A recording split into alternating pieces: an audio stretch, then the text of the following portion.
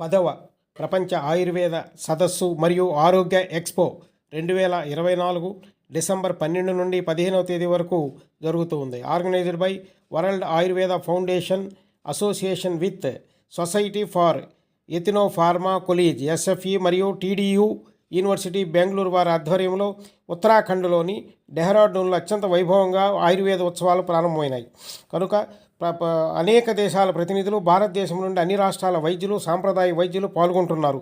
దక్షిణ భారతదేశం నుండి 5 రాష్ట్రాలు కేరళ, కర్ణాటక, తమిళనాడు, ఆంధ్రప్రదేశ్, తెలంగాణ మరియు 150 మంది వైద్యులు పాల్గొంటున్నారు. వీరు తమ అనుభవాన్ని, ఆరోగ్య ప్రయోజనాలని, సహజ వనరుల వినియోగాన్ని వివరిస్తారు. 2 రాష్ట్రాల అధ్యక్షులు, ప్రధాన కార్యదర్శులు పాల్గొంటున్నారు.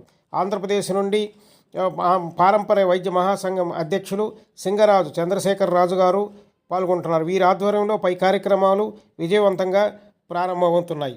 మీ రామాయణం జగదీష్ శర్మ, ఆధ్యాత్మిక ఆయుర్వేద జ్యోతిష్కులు, పంచమ వేదం దినపత్రిక సబ్ ఎడిటర్, నెల్లూరు. జై ఆయుర్వేదం, జై జై ఆయుర్వేదం.